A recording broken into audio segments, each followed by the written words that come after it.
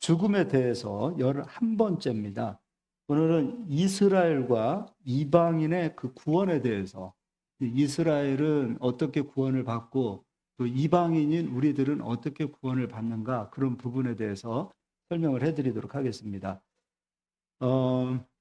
제가 봤을 때 그 이단들이라고 하는 그 이단들이 요즘 어느 날 갑자기 생긴 교리가 아니라, 그 사람들은 기독교가 시작되어질 때부터 이단도 함께 뛰기 시작했습니다. 그래서 할 수만 있으면 믿는 자들도 미혹하게 하기 위하여 이 말씀으로 잘못되어진 그 말씀을 전하는, 그것으로 인하여 이단이 초대교회 때부터 생겼지요. 그래서 크게 이 세 가지만 한번 보자고요. 첫 번째는 아리우스라는 사람이 있습니다. 이 아리우스가 이단인데, 이 아리우스는 어떻게 얘기하냐면, 예수님은 완전한 하나님이 아니라 예수님은 피조물이다라고 얘기해요. 그러니까 우리 인간이 피조물이잖아요. 그러니까 예수님은 완전한 하나님이시다 이렇게 말하지 않고 예수님은 피조물이었다라고 얘기해요. 그러니까 예수님의 신성을 부인한 거죠. 근데 이 교리를 갖다가 지금 이단으로 있는 대표적인 이단이 여호와 증인입니다. 여호와 증인은 예수님은 피조물이다, 그렇게 얘기하고 있고요. 그래서 대부분 이단들 보면은 예수님의 신성을 좀 부인하는 경향이 있습니다. 이게 이제 가지고 있는 부분이고요. 두 번째는 펠라기우스가 있습니다. 펠라기우스는 구원에 대해서 이야기하죠. 구원에 대해서 얘기할 때 사람은 기도를 많이 하고 경건 생활을 많이 하고 노력을 하면 완전한 성화가 될 수 있다. 완전히 사람의 노력으로 죄도 허물도 없는 그러한 완전한 사람이 될 수 있다. 그래서 사람으로도, 사람의 행위로도 구원을 받을 수 있다, 이렇게 얘기했어요. 이게 이단이죠. 예. 그럼 이제 여기에 있는 것을 따라갔던 이단이, 어떤 분은 안식일교가 이단이 아니다 이렇게 얘기하시는 분이 있어요. 안식일교는 이단입니다. 안식일교는 펠라기우스를 그대로 가져갑니다. 그래서 안식일에서 얘기하는 구원은 사람은 완전한 성화가 되어질 때, 그러니까 우리가 완전한 성화가 되면은 부부싸움 해요, 안 해요? 거짓말을 해요, 안 해요? 안 하죠. 그런데 우리 어르신들 부부싸움 해요, 안 해요? 해요. 권사님도 해요? 네. 네. 자, 인간은 완전한 성화가 될 수 있나요, 없나요? 없죠. 우리가 의롭게 되는 것은 오직 예수 그리스도를 믿는 믿음으로 의롭게 되는 거죠. 그래서 이런 펠라기우스와 같은 이런 일들로 인해서 사람들을 미혹하고 있죠. 카톨릭도 약간 좀 펠라기우스 쪽으로 조금 더 기울어진 것 같아요. 그리고 우리 개신교도 기독교도 갈수록 좀 펠라기우스 쪽으로 더 기울어져 가는 부분이 있다. 그렇게 되어지면 다시 돌아와야 돼요. 그러니까 마틴 루터가 종교 개혁을 할 때 우리가 잘 알다시피 이제 카톨릭이 너무 타락했단 말이죠.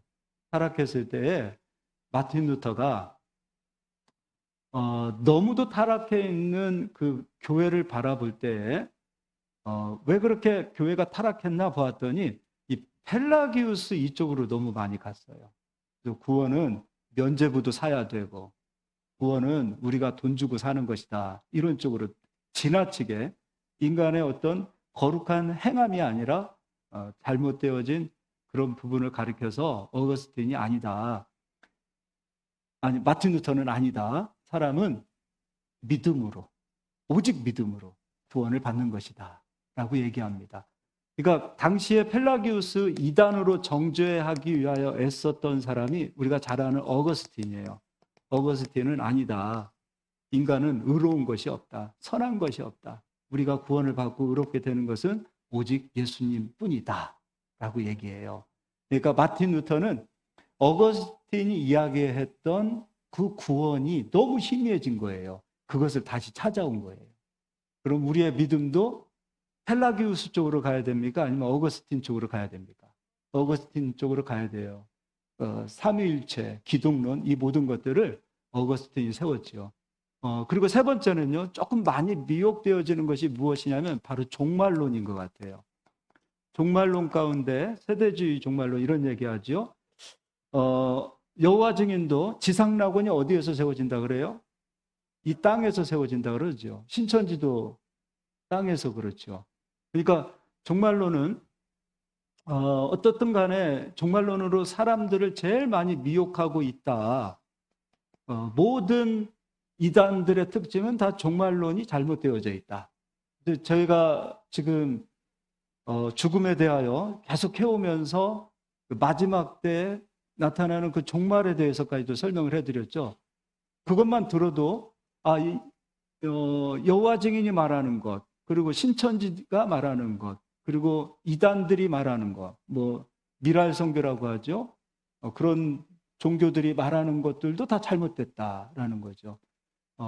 이번에는 이 종말론 가운데에서 하나 조금 오늘은 이 마지막 때에 이방인들이 받는 구원, 그리고 이스라엘 백성들이 받는 구원, 이 마지막 때에 어떠한 차이가 있는지 그거를 좀 살펴보도록 하겠습니다. 이것만 좀 알아도 신천지들이 말하는 것, 여호와 증인이 말하는 것, 이것이 뭐가 그렇게 잘못된 거구나라는 것을 좀 알 수 있지 않을까 싶어요. 먼저 이제 누가복음을 가서 보겠습니다. 누가복음입니다. 신약 성경 누가복음 21장 20절부터 우리 재봉 집사님 한번 읽어주시기 바랍니다. 너희가 예루살렘이 군대들에게 에워싸이는 것을 보거든 그 멸망이 가까운 줄을 알라. 그때 계속 읽어주세요. 그때 유대에 있는 자들은 산으로 도망갈 것이며 성내에 있는 자들은 나갈 것이며 촌에 있는 자들은 그리로 들어가지 말지어다. 네, 잠시만요. 자, 여기 마지막 때 누가복음에서는 마지막 때 나타나는 징조를 제자들이 예수님께 물어봅니다. 근데 징조를 물어볼 때 마지막 때입니다. 마지막 때의 징조를 물어볼 때 지금 우리가 읽은 그 본문은 예루살렘입니다. 예루살렘. 실제로 이스라엘입니다. 그러니까 이 이스라엘이 AD 70년에 로마에 의해서 멸망을 당합니다. AD 70년. 이때의 기록은 요세푸스가 기록한 요세푸스 전승의 이때에 로마에 의하여 예루살렘이 멸망당한 것을 자세히 설명해 놓았어요. 예루살렘 성전 안에는 금이 있어요. 그러다 보니까 성 안에 갇혀 있던 사람들이 밖으로 나올 때에 금알을 삼켜서 나와요. 그래서 이제 로마 진영 안으로 들어와서 그 포로들이 들어와서 밤이 되면 나가서 볼일을 본단 말이에요. 근데 볼일을 보면은 그 유대인들은 율법에 의하면 볼일을 보면 바로 흙으로 덮어야 돼요. 근데 흙으로 덮지 않냐고 젓가락 같은 걸 가지고 와서 막 자기들 그 볼일 본 걸 찾는단 말이에요. 그러다 보니까 거기 안에서 금알을 찾아서 금을 씻고 있는 것을 로마 군인들이 보게 돼요. 그래서 안에서 밖으로 나온 포로들이 볼일을 보기 전에 로마 군인들이 어떻게 하냐면 산채로 배를 갈라요. 그래서 금알을 찾아가요. 그게 이제 요세푸스 전승에 그게 그대로 나와 있어요. 그리고 그 안에서 갇혀 있는 사람들은 기근에 먹을 것이 없어서 자식을 삶아 먹어요. 근데 그 자식을 삶아서 먹는 것을 들켜요. 그래서 그 고기를, 자녀의 고기를 또 사람들에게 빼앗겨요. 그래서 미쳐가는 거예요. 이게 AD 70년에 실제로 그런 일들이 있었지요. 그러니까 지금 있는 누가복음에 있고 있는 이 본문은 실제 예루살렘, 그들을 향하여 이런 일이 나타날 것이다. 그래서 예수님 말씀하시는 거예요. 성 안에 있는 사람들은 성 밖으로 나가라. 군대가 에워싸는 것을 보거든 성 안에 있는 사람은 성 밖으로 나가라. 성 밖에 있는 사람은 성 안으로 들어가지 말라. 분명히 예수님께서 제자들에게 말씀하셨어요.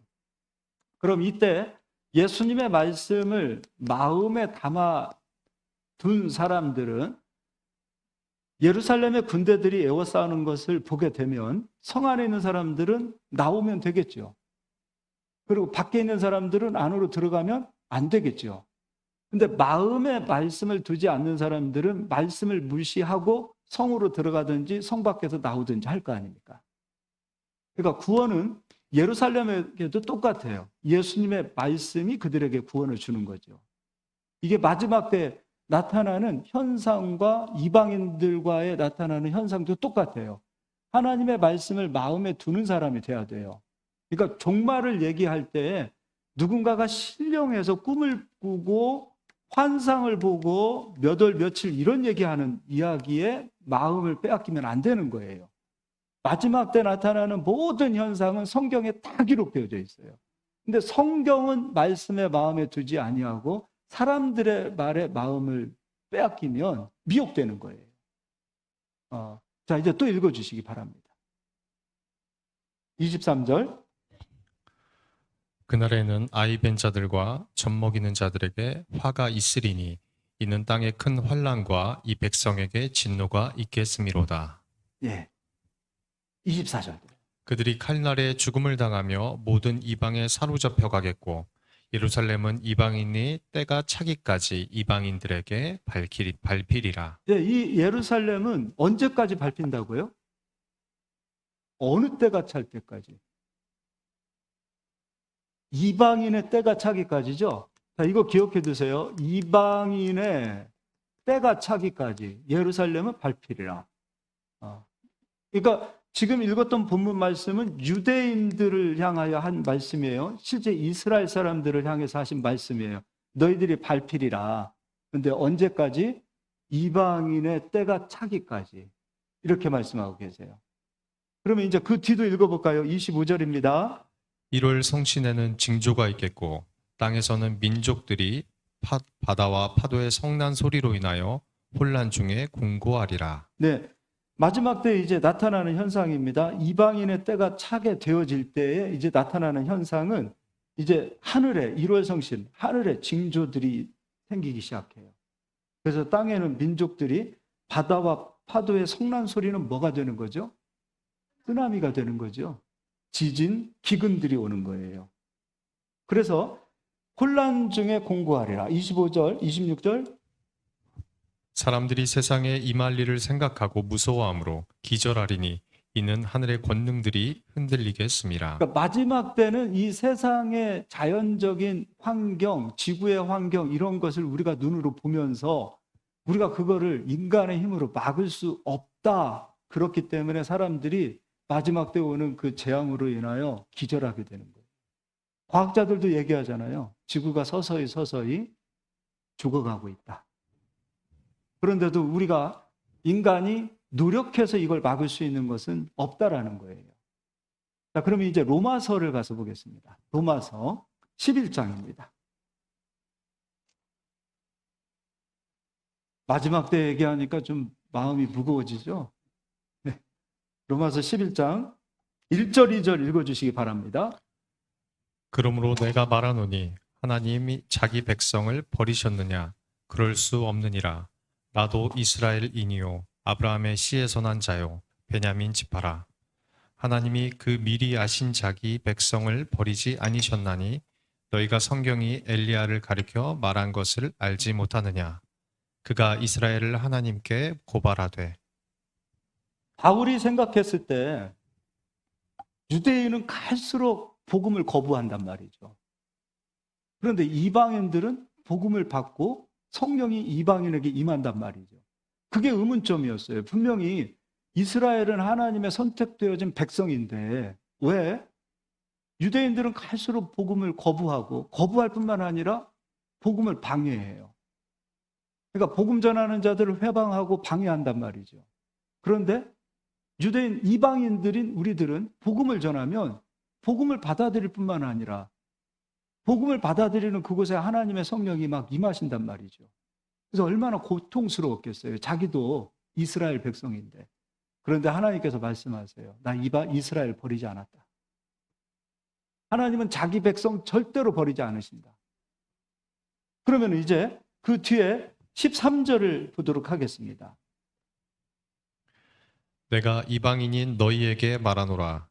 내가 이방인의 사도인 만큼 내 직분을 영광스럽게 여기노니. 네, 저 밑으로 내려가서 17절 읽어주시겠습니다. 또한 가지 얼마가 꺾이었는데 돌람 감나무인 네가 그들 중에 접붙임이 되어 참 감나무 뿌리의 진액을 함께 받는 자가 되었은즉. 네, 여기까지요. 자, 이스라엘은 참 감람나무입니다. 이방인은 돌 감람나무입니다.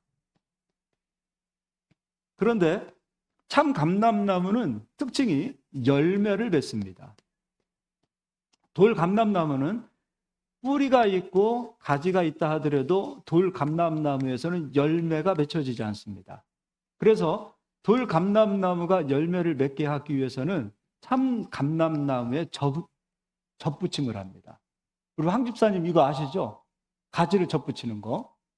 그래서 돌 감람나무를 참 감람나무에 접붙이니 돌 감람나무에서 열매가 맺혀집니다. 그러니까 원래 돌 감람나무는 열매를 맺을 수 없어요.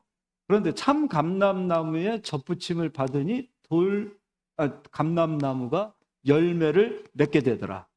그런데 참 감람나무를 지탱하는 이 뿌리를 가리켜서 이 뿌리는 하나님이시다.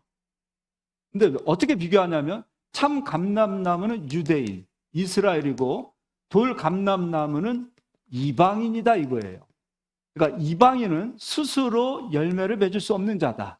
그런데 참 감람나무의 접붙임을 받아서 우리가 열매를 맺는다. 그럼 이 접붙이는 일을 누가 하셨는가? 바로 예수님이 하신 거예요. 그러니까 예수 그리스도의 그 희생으로 인하여 우리가 예수님을 믿음으로 인하여 하나님으로부터 은혜를 받는 자가 되었다. 그 얘기를 지금 바울이 로마서에 하고 있어요. 이것도 읽어주시기 바랍니다. 18절입니다.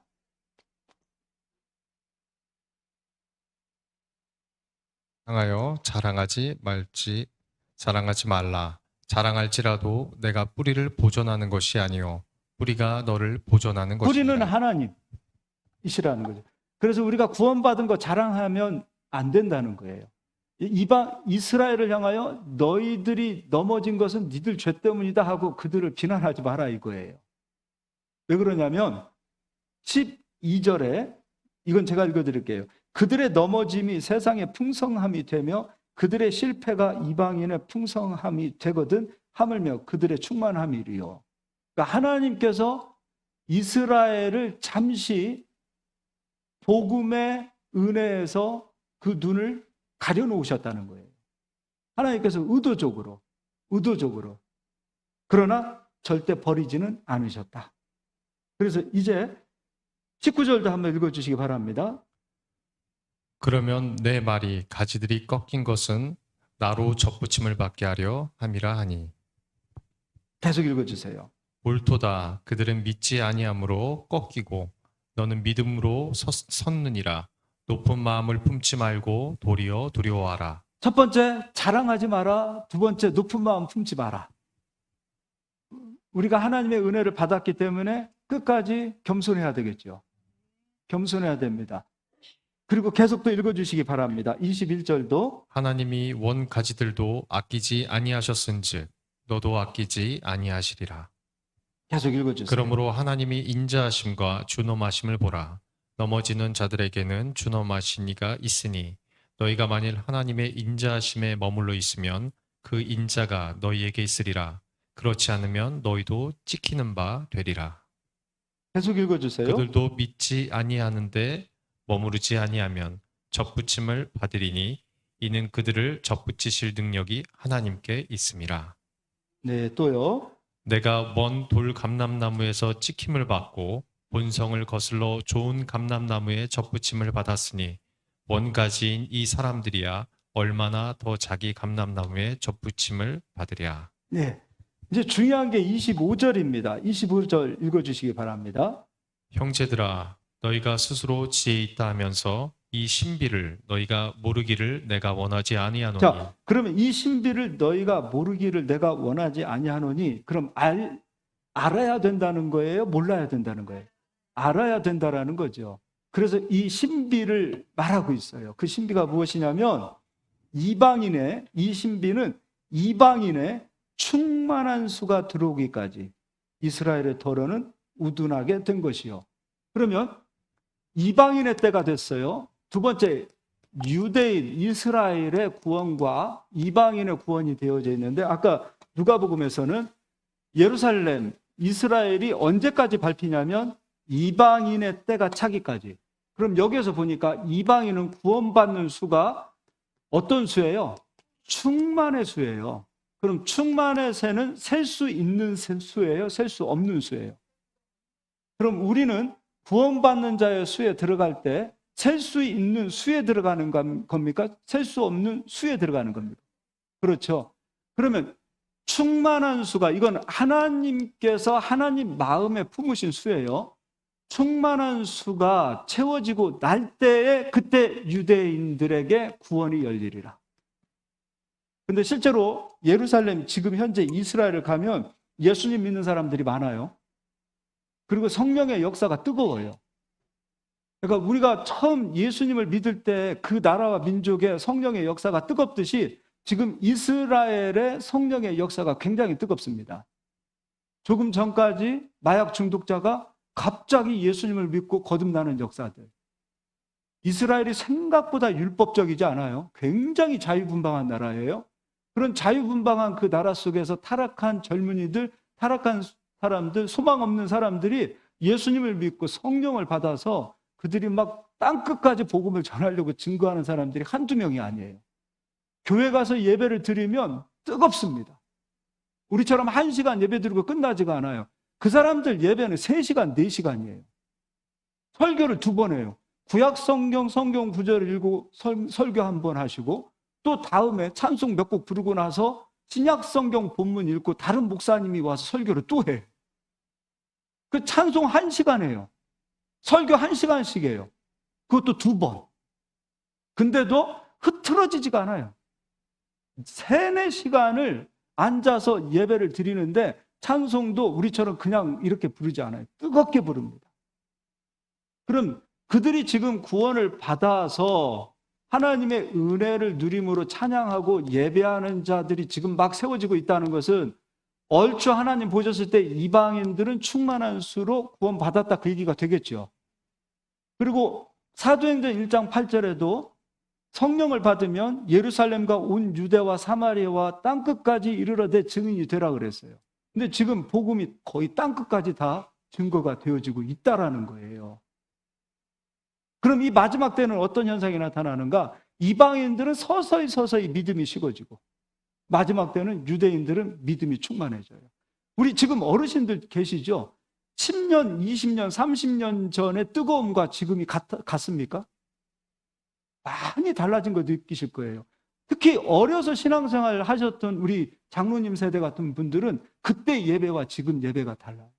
그리고 목회자인 저희도 예전에 하나님께 충성했던 목사님과 지금 제 나이도 지금 이제 중년인데 제 나이 때 섬기는 목회자들의 그 섬김이 다르고 이제 제 후배들을 보면 또 달라요. 믿음이 너무 식어지고 있어요. 이걸 느끼게 되는 거예요. 그래서 26절에 그리하여 온 이스라엘이 구원을 받으리라 기록된 바. 그럼 먼저는 이방인들이 충만한 수로 채워질 정도로 구원을 받고 충만한 수가 채워지면 그 이후에 누가 구원을 받아요? 이스라엘이 구원을 받아요.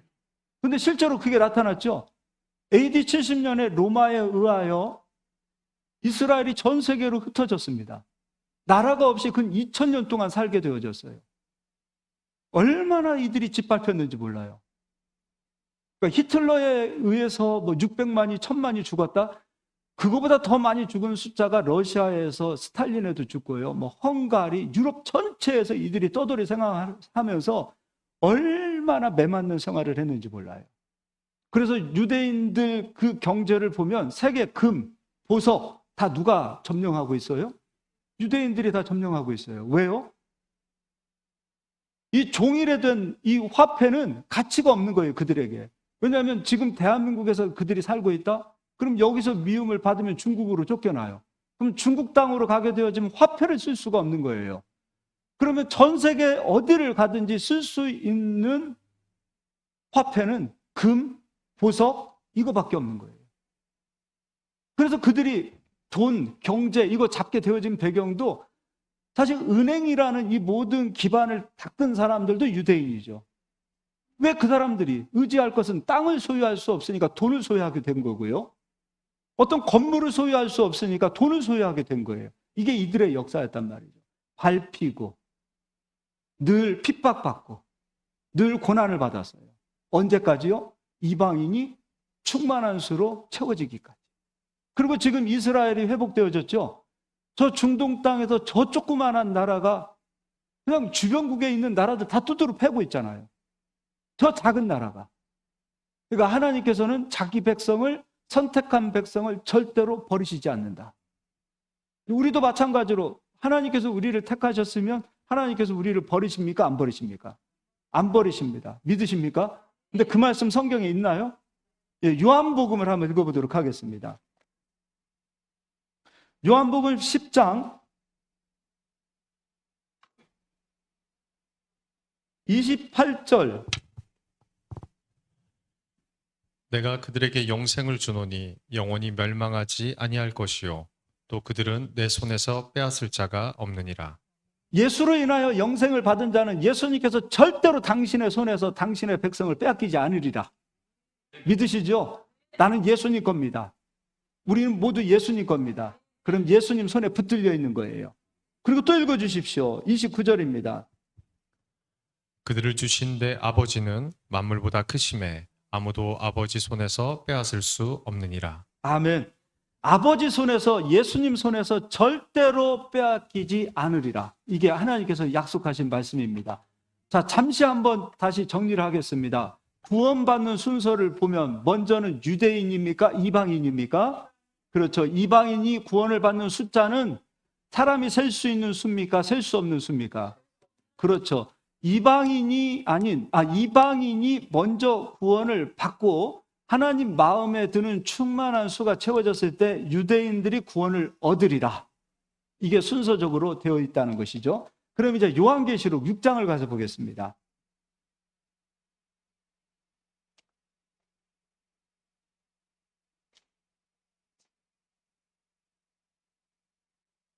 육 장 9절입니다. 다섯째 인을 떼실 때에 내가 보니 하나님의 말씀과 그들이 가진 증거로 말미암아 죽임을 당한 영혼들이 제단 아래 있어 계속 큰 읽어주세요. 소리로 불러 이르되 거룩하고 참되신 대주제여 땅에 거하는 자들을 심판하여 우리 피를 갚아주지 아니하시기를 어느 때까지 하시려 하시나이까 하니 각각 그들에게 흰 두루마기를 주시며 이르시되 아직 잠시 동안 쉬되 그들의 동무종들과 형제들도 자기처럼 죽임을 당하여 그 수가 차기까지 하라 하시더라. 네, 이제 먼저 예수님을 믿고 죽은 자들입니다. 죽은 자들이 제단 아래 서서 하나님 앞에 호소하지요. 기도하죠. 하나님, 언제 예수님이 오셔서 세상에 재림하셔서 우리에게 완전한 구원을 주십니까? 그때 하나님께서 말씀하시기를 죽은 자의 수가 채워지기까지. 그러면 먼저는 이방인들의 충만한 수가 채워져야 되겠고 그 다음에 유대인들이 구원받는 수가 채워져야 그때 예수님께서 세상에 오셔서 재림하시는 거죠. 재림의 때는 바로 그때 이루어지는 거죠. 그럼 여기에서 죽은 자들이죠. 죽은 자들은 예수님을 믿고 구원받은 자들을 이야기하는데 우리가 자꾸 이 성경을 오해하시면 안 됩니다. 여기 죽은 자들은 예수님 믿고 순교한 자들이 아니에요. 그러니까 순교한 자의 수가 채워져야 주님이 오신다가 아니에요. 여기서 죽은 자들은 예수님을 오늘 믿고 죽은 자들도 죽은 자가 되고요. 바울처럼 예수님 믿고 평생 복음을 위하여 복음 때문에 살다가 목배임을 받은 바울과 같은 자도 죽은 자 속에 들어가는 거예요. 그리고 대한민국 사람도 예수님 믿고 죽은 자도 들어가겠고 중국도 미국도 전 세계에 예수 믿고 죽은 자들 그들의 수가 채워지는 거예요. 뿐만 아니라 두 번째, 유대인 하나님이 버리시지 않는다 그랬죠. 유대인도 구원받는 자의 수가 채워져야 하나님께서 그때 세상을 심판하러 오시고, 그리고 믿는 자는 하나님의 나라로 인도하시기 위하여 재림하신다는 거죠. 자, 이번에는요, 히브리서 11장도 앞으로 가서 보겠습니다. 히브리서 11장이에요.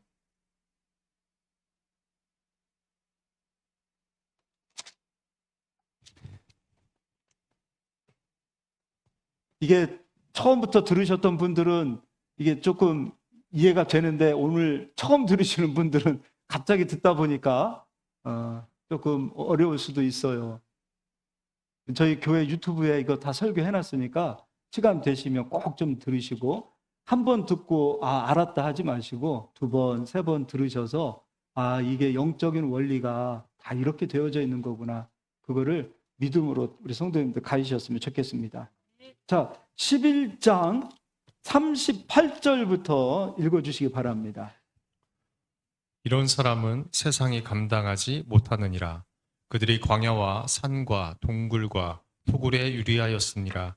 이 사람들은 다 믿음으로 말미암아 증거를 받았으나 약속된 것을 받지 못하였으니, 이는 하나님이 우리를 위하여 더 좋은 것을 예비하셨은즉 우리가 아니면 그들로 온전함을 이루지 못하게 하려 하심이라. 아멘. 히브리서 11장은 예수님 믿고 죽은 자들, 구원받은 자들을 이야기하고 있고, 특히 또 구약 성경에서도 믿음으로 살다 죽은 모든 자들을 얘기하죠. 그들이 증거는 받았으나 그 증거가 이루어지지 않았다. 그럼 어떤 증거를 받았냐면, 하나님 나라 구원받는 천국을 증거로 받았으나 그것이 아직 이루어지지 않았다는 거죠. 그럼 그것이 언제 이루어지는가? 언제 이루어지는가? 우리가 입을 다물고 복음을 전하지 않으면 세상은 구원받을 수 있어요, 없어요? 그러니까 땅에 있는 자가 복음을 전할 수 있도록 하나님께서는 지금 우리들에게 복음을 전하는 이 축복을 주셨습니다.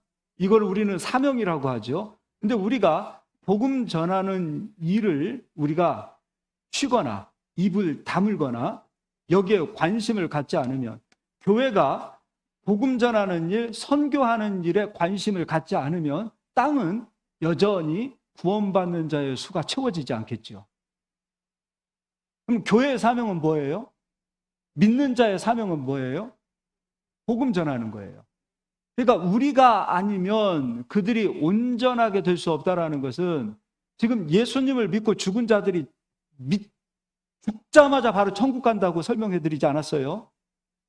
예수 믿고 죽어서 바로 천국 가는 거 아니에요? 예수 믿고 죽은 자들은 주님이 오시는 그날까지 낙원이라는 세계에 가 있는 거예요. 그리고 예수님을 믿고 믿지 않고 죽은 자들이 바로 지옥 가는 거 아니에요? 그들이 가 있는 곳이 바로 음부란 말이에요.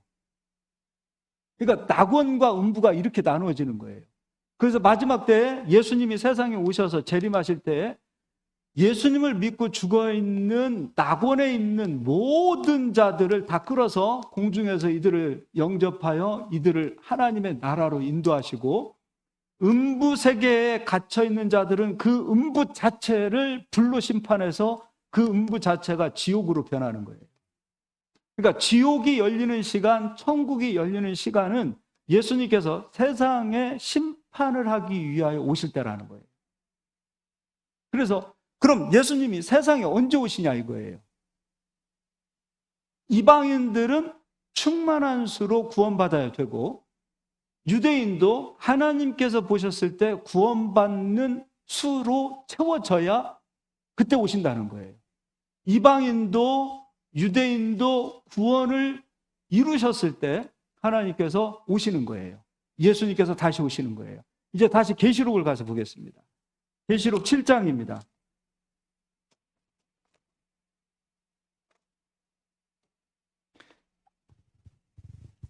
자, 7장 1절부터 4절까지 읽어주시기 바랍니다. 이 일 후에 내가 내 천사가 땅 내 모퉁이에 선 것을 보니, 땅의 사방에 바람을 붙잡아 바람으로 하여금 땅에나 바다에나 각종 나무에 불지 못하게 하더라.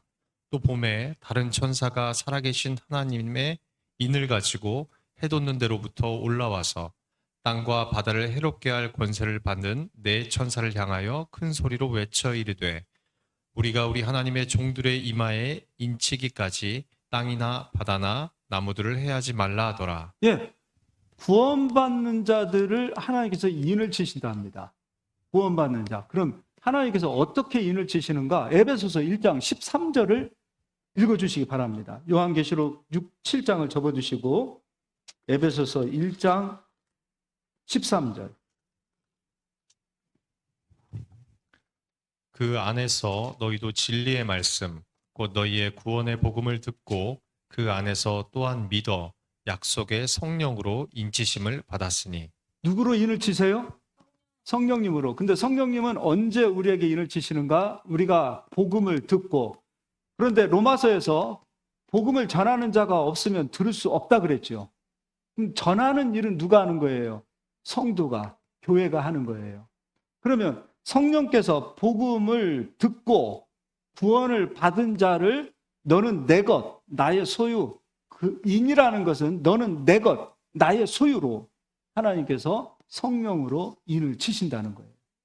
그러면 성령으로 인을 맞은 자가 구원을 받는 자면 성령으로 구원받은 자가 이방인들은 충만한 수로 채워져야 되고 유대인들은 수가 어떤 수로 채워지는가? 다시 요한계시록을 가서 보겠습니다. 7장입니다. 7장 4절. 내가 인침을 받은 자의 수를 들으니 이스라엘 자손의 각 지파 중에서 인침을 받은 자들이 14만 4천이니. 요즘 신천지가 몇 명 구원 안으로 들어와야 구원받는다 그래요? 14만 4천. 그럼 이 14만 4천은 대한민국 사람이 들어가는 겁니까? 아니면 유대인이 들어가는 겁니까? 다시 읽어볼까요? 4절 다 같이 함께 읽겠습니다.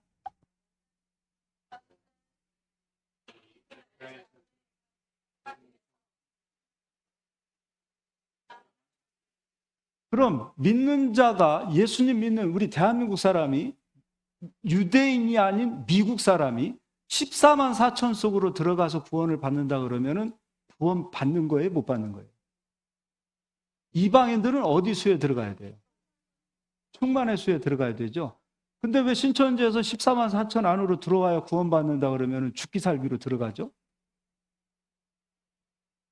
이게 그 참 아이러니예요. 제가 아는 목사님, 제 후배 목사님인데 후배 목사님의 처제가 그러니까 사모님의 여동생이에요. 사모님의 여동생. 그런데 거기도 3대째 집안이에요. 근데 신천지에 빠졌어요? 그런 집도 빠지더라고요. 근데 와서 그때는 이제 저는 신천지가 뭔지 모르고 있을 때예요. 근데 이제 그 후배가 얘기를 하더라고요. 자기 처제가 이렇게 됐는데 자기는 성경을 조금 이렇게 성경을 가지고 들이미는데 자기가 답하기가 어렵다는 거예요. 그래서 제가 오라 그랬어요. 오라 그래서 이걸 풀어줬어요. 그러면 14만 4천에 들어가는 것이 구원입니까? 충만한 수에 들어가요? 구원입니까? 성경을 보세요. 로마서도 있지요. 누가복음도 얘기하고 있죠. 지금 계시록에서도 이야기하고 있는데 보니까 이방인이었던 우리들은 14만 4천으로 들어가면 되는 거예요? 안 되는 거예요? 안 되는 거잖아요. 우리는 어디 수로 들어가야 돼요? 충만한 수로. 이거 설명해 주니까 아 맞네요 하고 그러더라고요. 우리는 충만한 수로 들어가야 된다는 이야기가 그럼 계시록에 또 있을까요? 여기에? 읽어보도록 하자고요. 자, 이스라엘이 모두 몇 지파예요? 12지파예요. 이스라엘이 12지파가 돼요? 그럼 12지파. 그래서 시간이 가도 좀 한번 읽어봅시다. 5절입니다. 5절. 유다 지파 중에 인침을 받은 자가 1만 2천이요. 1만 2천이죠. 그래서 12 곱하기 12가 되어서 몇이 되는 거예요? 그래요. 그럼 누구를 이야기하는 거예요? 12지파 이스라엘이 구원을 받는 거에 대한 이야기를 14만 4천으로 표현하고 있는 거예요. 이스라엘에서 12는 어떤 수예요? 완전수잖아요. 그러니까 완전한 구원을 유대인에게 다시 베풀어 주시겠다는 거예요. 그러니까 14만 4천은 완전한 구원을 베풀어 주시겠다는 뜻이지 14만 4천 명 딱 구원시키겠다는 그 뜻이 아니라는 거예요. 유대인들에게 완전한 구원을 이루어 주시겠다. 그 로마서에서 약속하신 그 말씀 그대로 이루어 주시잖아요. 이방인의 때가 차기까지. 그리고 그 수가 채워지면 온 이스라엘을 하나님께서 구원하시겠다. 내가 나의 백성을 버리겠느냐? 절대로 버리지 않는 하나님이시라는 거죠. 그럼 계시록에 가서 15장에서도 마지막에 유리 바닷가에 섰을 때에 구원받는 자들을 보았더니 첫 번째 모세의 노래를 부르고 두 번째 어린 양의 노래를 부르고 있어요. 그러니까 모세의 노래는 유대인들이 부르는 노래예요. 어린 양의 노래는 예수님을 믿는 이방인들이 구원받은 자들이 노래를 부르는 거라는 거예요. 그럼 이제 읽어드리겠습니다. 9절 읽어주세요. 5절부터 8절까지는 12지파 얘기하고 있고 거기에 단지파 하나 빠져 있어요. 단지파는 가나안 땅에 가장 먼저 우상 숭배한 그 지파가 되는 거예요. 가장 먼저 가나안 땅을 더럽힌 지파가 되는 거예요. 그 지파가 빠져나가요. 자, 9절 읽어주시기 바랍니다. 이 일 후에 내가 보니 각 나라와 족속과 백성과 방언에서 아무도 능히 셀 수 없는 큰 무리가 나와 아무도 능히 셀 수 없는 수는 유대인입니까? 이방인들입니까? 그렇죠. 그래서 각 나라와 족속과 백성과 방언에서 아무도 능히 셀 수 없는 큰 무리가, 우리 대한민국만 해도요, 지금까지 구원받은 사람이 14만 4천 명 안 될까요? 안 될까요? 지금까지? 지금 복음이 들어온 지가 지금 100년이 넘었어요. 14만 4천 명도 안 된다 그러면 하나님께서 그렇게 쪼잔하신 분 아니잖아요. 모든 민족이 구원받기를 원하시는 분이 하나님 아니십니까? 심지어 구원받은 자 취소시키지 않으시는 분이 하나님이시잖아요. 그럼 이 성경만 봐도, 여기만 봐도 땅에서 지상낙원이 이루어지고 땅에서 천국이 이루어진다, 이런 얘기도 잘못됐다는 것을 분별할 수 있고, 또 우리들은 14만 4천에 들어가는 구원받는 자가 아니라 우리는 셀 수 없는 충만한 수에 들어가는 구원받은 자다. 이 사실만 알아도 14만 4천 가지고 미혹하는 것도 잘못됐다, 이것도 알 수 있잖아요. 예수님은 온전한 하나님이십니다. 이거 믿으시죠? 우리가 이렇게 한번 생각해 보자고요. 예수님은 신성과 인성을 가지시고 계시는데 어떤 분이 그렇게 한번 얘기하니까 이걸 고민하시더라고요.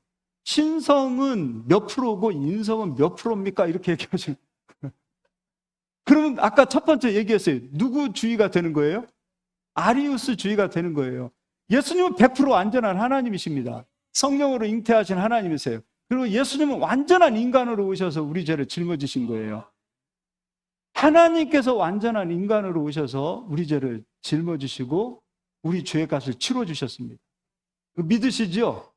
그래서 예수님은 우리를 구원시키시고 우리를 구원시키되 구원받은 자, 영생받은 자를 절대로 당신의 손에서 빼앗기지 않으신다.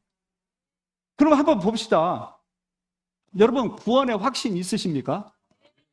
나의 의로 구원받는 거예요? 내가 성화돼서 구원받는 거예요? 아니죠. 누구를 믿음으로? 믿음으로 구원을 받는 거예요. 믿음으로. 그럼 한 번 구원받은 자는 하나님께서 우리가 조금 실수했다고 해서, 주의를 한 번 빼먹었다고 해서, 11조 한 번 빼먹었다고 해서, 그렇다고 이제 맘 놓고 빼먹으라 그 얘기는 아니에요. 오해하시면 안 돼요. 그렇다고 해서 하나님께서 넌 안 되겠다, 구원 취소해야 되겠다, 그러면 여러분 하나님 믿을래요? 안 믿을래요? 난 안 믿을 것 같아요. 우리 하나님 그런 분 아니시잖아요. 우리의 연약함 때문에 하나님이 죽어주셨어요. 오늘 우리 아까 찬송 가사를 보니까 우리의 연약함을 받으시고 우리의 연약함을 또 사용하시는 하나님이시잖아요. 우린 조금 부족해도 끝까지 예수님 믿는 믿음에서 흔들리지 않는 저희 모두가 되기를 바랍니다. 오늘 설명해드린 이 부분 절대 흔들리지 않길 바라요. 예수 믿는 사람은 14만 4천에 들어가야 돼요? 충만한 수에 들어가야 돼요? 14만 4천에 들어가려고 하는 사람들 끄집어내야 되겠죠. 거기 들어가야 구원을 받는다고 생각하는 사람은 안 돼요. 안 됩니다. 자, 그럼 이번에는 마지막입니다. 계시록 14장도 가서 보겠습니다.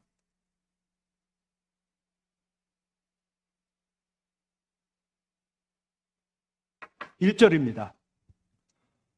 또 내가 보니 보라 어린 양이 시온산에 섰고 그와 함께 14만 4천이 서 있는데 그들의 이마에는 어린 양의 이름과 그 아버지의 이름을 쓴 것이 있더라. 여기서 14만 4천이 나오죠. 로마서에서 내가 나의 백성을 버리겠느냐?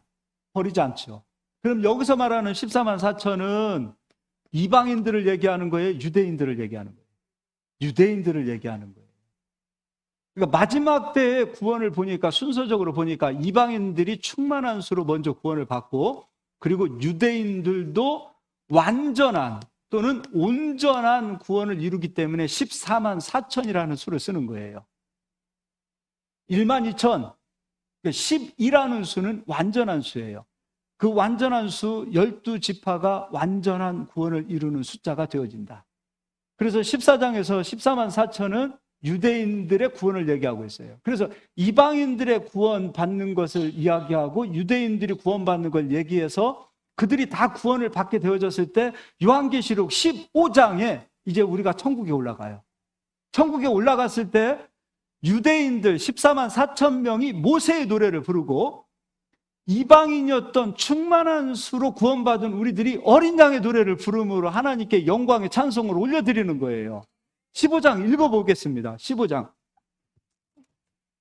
1절로 3절까지 재봉 집사님 읽어주십시오. 또 하늘에 크고 이상한 다른 이적을 보매 일곱 천사가 일곱 재앙을 가졌으니 곧 마지막 재앙이라 하나님의 진노가 이곳으로 마치리로다. 그러면 하나님의 백성은 이 마지막 진노를 받아요, 안 받아요? 안 받죠. 안 받고 우리는 이 진노가 땅에 임하기 이전에 먼저 천국에 가 있는 자가 되는 거예요. 근데 천국 갈 때 이방인이었던 우리들만 천국 가면은 하나님의 말씀은 언약이 성취가 안 되겠죠. 그럼 이제 2절입니다. 또 내가 보니 불이 섞인 유리바다 같은 것이 있고 이 불이 섞인 유리바다 이야기는 앞에서 제가 계속 설명을 해드렸어요. 이거 다시 설명을 또 해드리면 1시간 가기 때문에. 자, 하늘은 모두 몇 층천이에요? 3층천. 잠깐만 설명해 드리겠습니다. 하늘은 3층천으로 되어 있어요. 우리가 살고 있는 이 지구는 1층천입니다. 그리고 이 하늘을 가리켜서 하나님께서 궁창이라 하셨어요. 그리고 이 궁창 아래에 물이 있고 궁창 위에 물이 있다 그랬어요. 하늘 위는 무엇으로 되어져 있는 거예요? 물로 되어져 있어요. 자, 그러면 우리가 살고 있는 이 땅 아래는 물이 있고 하나님께서 물을 한 곳으로 모이니 바다가 되고 그리고 육지가 드러나죠. 그것을 뭇 땅이라 하셨어요. 그러면 우리는 저기 하늘을 헤아릴 수가 없어요. 인간이 가지고 있는 기술력으로는 우주 끝이 거리가 어느 정도인지를 측량할 수가 없어요. 이게 1층천의 범위입니다. 근데 이 1층천의 범위 위에 물로 되어져 있다는 거예요. 그럼 하나님 나라는 우리가 사람의 계산으로 측량할 수가 없어요. 우주도 측량하지 못하는 우리들이 하나님의 나라를 측량할 수 있다? 없지요. 그런데 궁창 위에 물로 되어져 있고 궁창은 하늘이라. 그럼 이 하늘 위는 다 물로 되어져 있어요. 그 물로 되어진 그 하늘 전체를 2층천이다. 그 2층천을 사도 요한이 너무도 크다 보니 유리바다다. 땅에 있는 바다는 수심이 깊은 곳으로 조금만 가면 굉장히 깊으면 깊을수록 검더라고요. 근데 유리바다는 아무리 이 광활한 바다라 할지라도 이 위에서 그 아래를 보면 투명한 수정처럼 맑은 그 곳이기 때문에 유리바다다라고 얘기하고 있어요. 그럼 이 2층천 유리바닷가에 섰을 때 1층천 아래를 하나님께서 마지막 때 불로 심판하시는데 물 안에 불로 채워져 있는 것을 2층천 아래에서 바라본다는 거예요. 그래서 불이 섞인 유리 바닷가에 서는데 불이 섞인 유리 바닷가는 2층천 하늘 위가 3층천 땅이 되기 때문에 그 3층천이 마지막 때 우리가 가게 되지 천국이라는 거예요. 자, 다시 한번 2절 이제 읽어주시기 바랍니다. 또 내가 보니 불이 섞인 유리바다 같은 것이 있고 짐승과 그의 우상과 그의 이름의 수를 이기고 반대로 짐승들은 그 안에 갇혀 있고 우상과 그 수를 이기고 벗어나지 못한 자들은 유리바다, 저기 불 섞인 저곳에 갇혀 있는 자가 되겠죠. 그리고 또 읽어주시기 바랍니다. 유리바닷가에 서서 하나님의 검문고를 가지고 하나님의 종 모세의 노래 어린 양의 노래를 불러 이르되 아멘. 자, 여기까지. 모세의 노래는 유대인들이 부르는 노래예요. 어린 양의 노래는 구원받은 우리들, 이방인이었던 우리들이 노래를 부르는 거예요. 할렐루야. 이스라엘 백성 하나님 버리시지 않습니다. 하나님께서 이스라엘 백성을 선택하셔서 이스라엘 백성 그 땅에 예수님이 오셨고 그 땅에서 예수님께서 우리를 구원하시는 십자가에서 죽으시고 부활하셨어요. 그리고 그 땅을 구약시대에 사용하시고 버리시는 하나님이 아니세요. 하나님은 기다리셨어요. 언제까지요? 이방인들, 우리들이 구원받을 때까지. 그리고 우리가 충만한 수로 구원받게 되어지는 그 시점에 하나님께서는 이제 이스라엘을 약속대로 구원을 주셔서 그들도 예수님 믿고 그들도 성령을 받음으로 하나님의 백성이 되도록 하나님께서 인도하셔요. 근데 여러분 실질적으로 보십시오. 마지막 때가 너무 가까이 왔어요. 성경에서 이야기하는 마지막 때가 너무 가까이 왔어요. 임박해요. 그런데 마지막 때가 가까이 왔을 때 우리들은 그 마지막 때의 긴급한 그 마지막 때의 그 상황을 우리는 무뎌진 상황으로 그것을 잊으려고 해요. 이제 너무 가까이 오지 않았습니까? 지금 하늘, 땅, 지구 전체에서 일어나는 이 모든 일들 보세요. 성경에 나타나고 있는 누가복음 21장 마지막 때 나타나는 그 일들이 지금 나타나고 있어요. 이런 일들이 지금 지구 곳곳에 나타나고 있어요. 그러면 이 땅이 소망이 아니라 우리에게 소망은 바로 예수 그리스도십니다. 그래서 누가복음 21장에 이런 일이 나타나거든 믿는 자들, 우리들을 향하여 머리를 들라라고 말씀하고 있어요. 머리를 들라. 구원의 때가 가까이 왔다. 마지막 때가 가까이 왔다. 마지막 때일수록 우리가 해야 될 일은 무엇인가? 깨어있는 겁니다. 할 수만 있으면 이 마지막 때는 믿는 자들까지도 미혹시키는 일들, 마지막 때 발악하고 있어요. 아마 역대 기독교 예수님이 십자가에서 죽으시고 기독교가 전 세계에 지금 복음이 전해져 가는 그 시점부터 지금까지 이렇게 이단이 많았던 때는 없었어요. 지금 대한민국에 이단이 부족해서 중국에서 또 이단이 작정하고 들어오고 있어요. 전능신교. 여기다 본부를 세우고 벌써 옥천에당 가는 리조트를 사가지고서는 아예 지부를 만들고 본부를 세워서 여기 대한민국 사람도 전도하자고 이야기하고 있는데 아니 대한민국에 이단이 부족해서 걔들까지 또 들어와요. 할 수만 있으면 믿는 자들을 미혹하고 있는 상황. 우리 젊은이들이 성경을 모르고 말씀을 모르니까 신천지에 빠지고 미혹되는 것처럼 지금 이런 시대에 우리가 살고 있어요. 그럼 우리가 마지막 때에는 정말 깨어 있어야 돼요. 믿음으로 깨어 있다라는 것은 말씀으로 깨어 있는 거예요. 아까 이스라엘 백성들에게도 예루살렘이 대적에게 군대에게 에워싸이거든. 너희는 성 안에 있는 자는 성 밖으로 나가고 성 밖에 있는 자는 성 안으로 들어가지 말라라고 말씀했던 것처럼 우리 믿는 자에게도 마지막 때가 되어진 이 시기점에 예수님을 믿음으로 구원받는다는 그 구원의 확신은 절대 흔들리지 않았으면 좋겠어요. 누가 이렇게 얘기할 겁니다. 예수님 믿어도 지옥 갈 수 있고 예수님 믿어도 심판을 받을 수도 있고 아니 예수님을 믿는 이유는 무엇입니까? 요한복음 3장 16절에 예수님이 우리 죄에 대한 심판을 받아주셨기 때문에 우리는 심판이 없다고 말하고 있어요. 근데 왜 마지막 때는 예수 믿는 사람들이 자꾸 심판을 받는다는 얘기를 하는 겁니까? 예수 믿는 것이 그렇게 두려운 일이 아니잖아요. 그냥 생각만 하면 감사와 은혜가 나오는 거 아닙니까? 예수님 이름만 불러도 막 그 감동이 밀려오지 않습니까?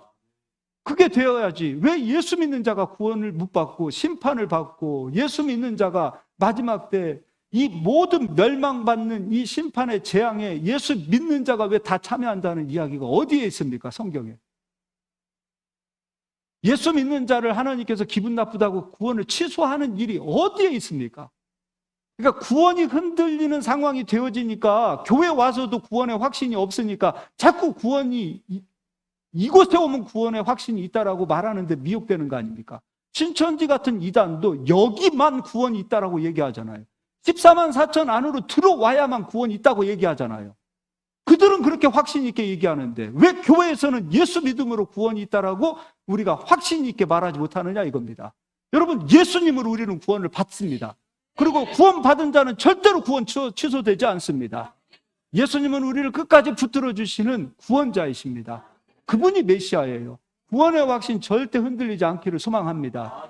예수님만이 나의 목자고 나의 구원자고 우리는 그분에게만 꼭 붙들려 있기를 예수의 이름으로 축원합니다. 몇 사람 한번 인사하겠습니다. 우리는 하나님의 거룩한 백성입니다. 네, 기도하겠습니다. 하나님 아버지,